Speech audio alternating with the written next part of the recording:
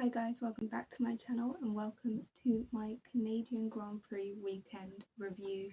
And I think it's only right to start this video with a what the hell was that weekend? That was absolutely insane. I think the sprint started off quite normal, Mercedes dominance like normal.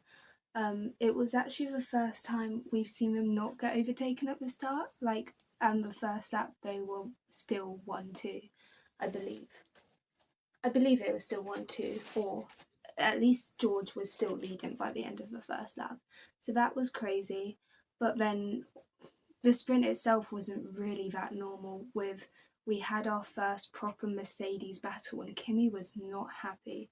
I'm not sure. I don't think Kimi was far enough alongside George to be given that space under the regulations, but also I don't agree particularly with the regulations that you have to be that far alongside a car. Like, I feel like if you're racing, you do deserve space, and the fact that you have to be that far along a car just discourages them from overtaking, because they know if they can't fully go for the overtake, then they're likely to be pushed off the track and they're not going to try.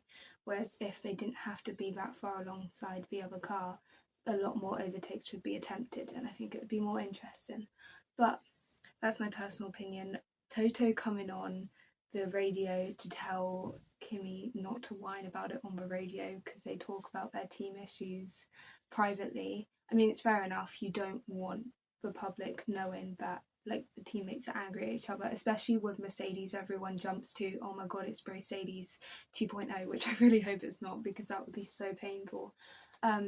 Like, I get it, but the tone, I was so shocked. It actually sounded like a dad reprimanding his son. Like, I've never heard a team principal sound that mad on the radio before. Like, that was kind of insane to me. But Kimi did get his PR face on by the time they'd stepped out of the cars. But obviously he made that mistake during the sprint, which allowed Lando to get in between them. So that was a good result for Lando. Let's not talk about the result Lando had in the Grand Prix. The Grand Prix was insane. Firstly, as soon as I saw the McLarens were on Inters, I was like, oh, we've messed up here.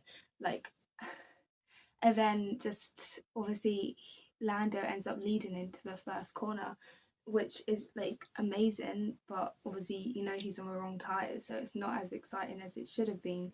That Mercedes are probably going to either be able to overtake him because he's on the wrong tyres, or that he'll pit soon and Mercedes will be running 1-2 anyway.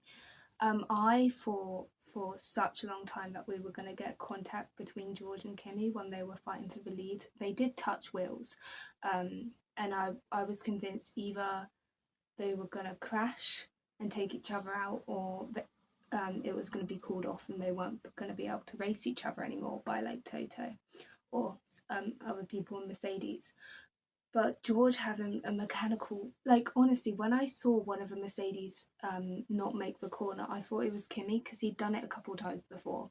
And then then the Mercedes stopped and I was like, what's going on? And then I realised it was George. He was so not happy. But I mean, fair enough. Hasn't been on the podium for the past 3 races prior to this, 2 or 3 races prior to this. And he's finally having a good weekend. Obviously, he won the sprint weekend. He's finally having a good weekend, and then suddenly his car just gives up on him. Like, that must be so annoying. But him standing like behind the mesh, just staring at his car being towed away and just shaking his head is actually so funny. Like, it's obviously really painful, but I just found it really funny. And then obviously that allowed Kimi to run away with the win. And then Norris, then DNFing, just was the final nail in the coffin. Actually, the final nail in the coffin was Oscar getting a 10-second penalty. That crash was definitely his fault, but like, as a McLaren girl, Lando DNFing, Oscar having a 10-second penalty and not even getting any points, I was like, okay. Like, it was definitely a race.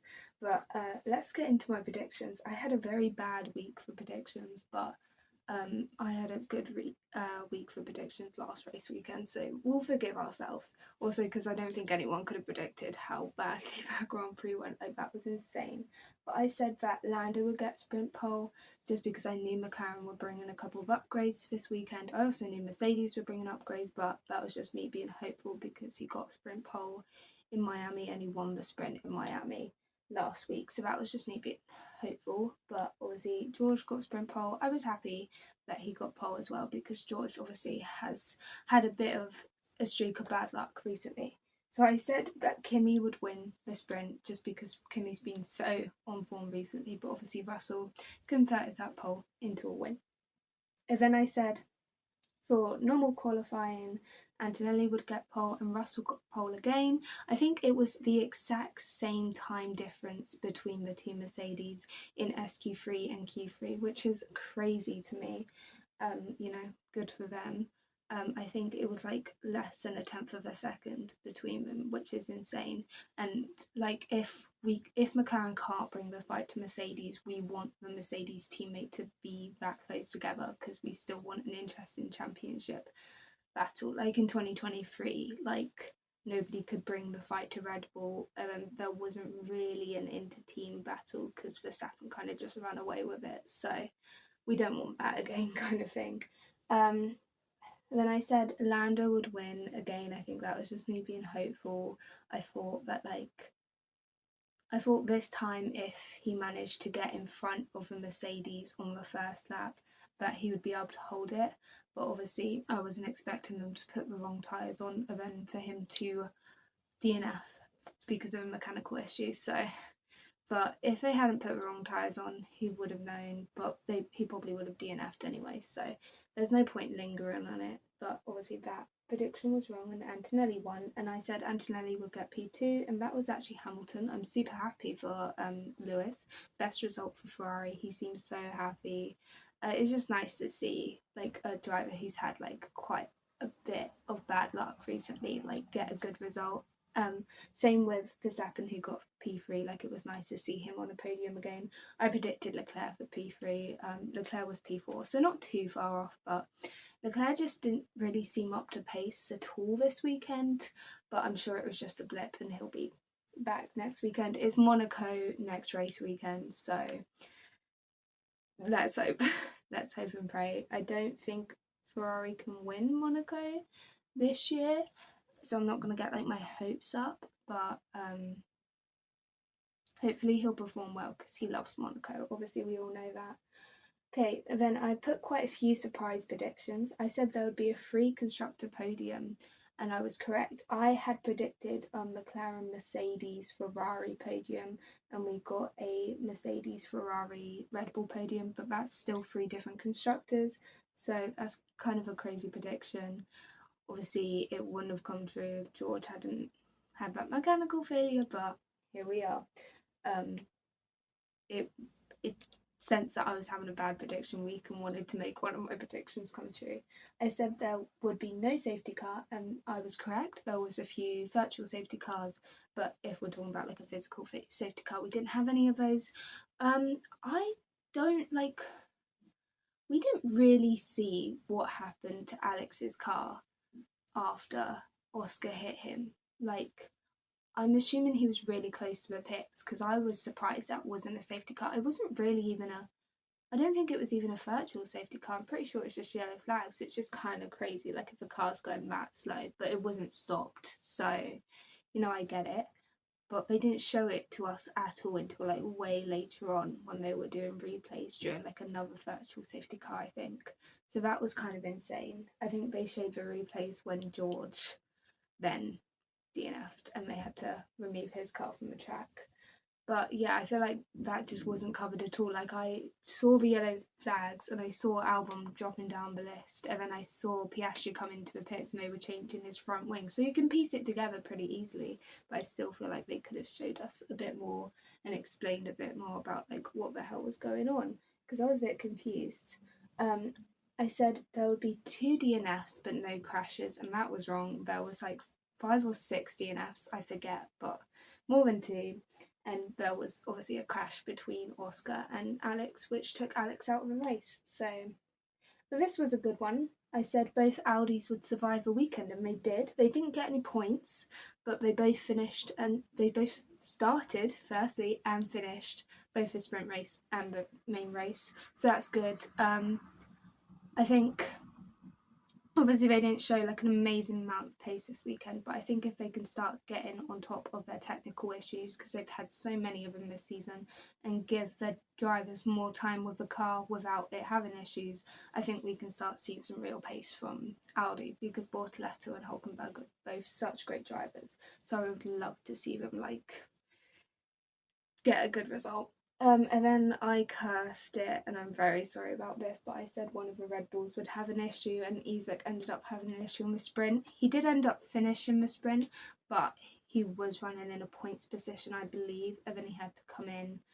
And yeah, he ended up outside of the points, basically only finished the sprint to like try a couple different tyres. So not, I don't actually know where he finished the main race. I'm assuming he got a couple of points. But yeah, I don't know why I put that prediction, because now I feel bad, because I feel like I manifested it. It's just because they've had a lot of issues recently. It just felt like a prediction that would probably come true, and unfortunately it did. But that was my review of my predictions and just my general thoughts on the Canadian Grand Prix weekend. Absolutely insane.